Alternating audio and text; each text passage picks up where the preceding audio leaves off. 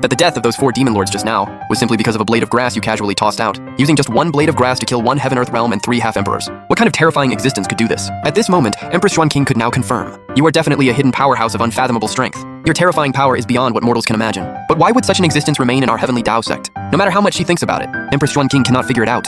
But regardless, the fact that the heavenly Dao sect is now safe is certainly good news, and you can finally continue your peaceful check-ins without worry. Suddenly, your expression changes drastically. As expected, the system's punishment never fails to arrive. Detected that the host has exhibited behavior exposing their true strength. Speech ability revoked for 8 hours. Seeing this penalty, you breathe a sigh of relief. Who the hell even discovered me anyway? After a long while, everyone in the heavenly Dao sect finally recovers from their shock. Empress Xuanqing speaks slowly. The crisis of the heavenly Dao sect has been resolved. You may all disperse. You're eager to leave this troublesome place as quickly as possible. But for some reason, you can't shake the feeling that a pair of eyes is secretly watching you. You turn around, preparing to leave, when suddenly Empress Xuanqing's voice calls out from behind. You stay. This makes you pause mid-step, thinking she surely can't be talking to you. After all, you're just an outer disciple doing menial tasks. How could a dignified empress possibly ask you to stay? After figuring it out, you continue walking forward without a care. At this moment, Empress Xuanqing's voice rings out again. That sweeping disciple over there. I am speaking to you. Hearing this, you're completely stunned. Unable to speak, you can only look at Empress Xuanqing with a puzzled expression. Empress Xuanqing tells you to come forward. You obediently comply. Walking up to Empress Xuanqing. Because of the close distance, Empress Xuanqing's figure is now fully exposed before your eyes. This makes you can't help but sigh. This Empress Xuanqing truly has an incredible figure. Hearing your sigh, Empress Xuanqing immediately knows what you're thinking. Her face becomes bashful, while silently cursing you as a lecher in her heart. However, knowing your terrifying strength, she doesn't dare make a move. Since you have no intention of revealing your power, she naturally won't expose it either. So she casually asks, "What is your name?"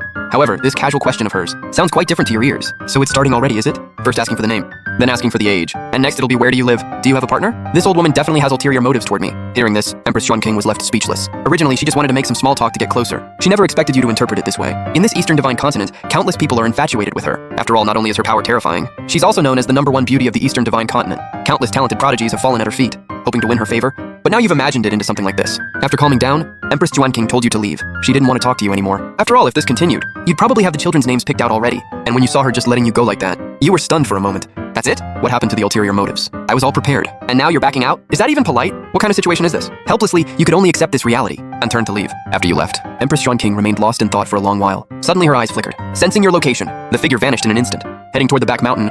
By now you've already returned to your dwelling on the back mountain. Lying in bed, thinking about what Empress Xuanqing just did, you can't help but curse her a few times, calling her an old hag. And hearing these words old hag over and over, Empress Xuanqing eavesdropping outside, really wants to burst in and perish together with you. This makes you, inside the thatched cottage, suddenly open your eyes. Without exaggeration. As long as you're willing, every movement throughout the entire heavenly Dao sect cannot escape your notice. But what puzzles you is, why did she come here clinging like a stubborn plaster? As for you discovering her presence, Empress Xuanqing isn't surprised. But this is the first time she's heard anyone describe her this way. After all, previously in this Eastern Divine Continent, countless men eagerly tried to curry favor with her. How did she become a stubborn plaster when it comes to you? But since she's already been discovered, Empress Xuanqing simply stops hiding, landing in front of the thatched cottage. Helplessly, you have no choice but to push the door open. Putting on a shocked expression, you wanted to say a few words to ease the awkwardness, but due to the system's punishment, you can't speak at all. You can only gesture inarticulately. Seeing this, Empress Xuanqing is somewhat surprised. You're actually mute, but the next second, you curse back in your mind. You're the mute one.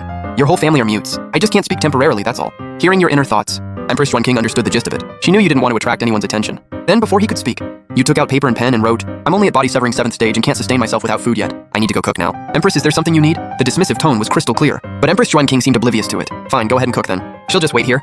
But just as you were starting the fire, Empress Xuanqing suddenly cried out in alarm. You're using that to start a fire? You were speechless. Why shout so loud? I thought something serious happened. All over starting a fire? What's the big deal about this? I've been living like this for years. Never had any problems. The fire burns beautifully, doesn't it? This is excellent kindling. Why are you making such a fuss? Hearing this, Empress Xuanqing asked, "Do you know how valuable that ancient fire-starting book is?" Although he only glanced at it just now, he could already tell that the book you used to start the fire is an unparalleled swordsmanship treasure. Just holding it, you can feel a sword aura rising. Each character seems almost alive, as if it could burst into the sky at any moment, transforming into shards of swordlight.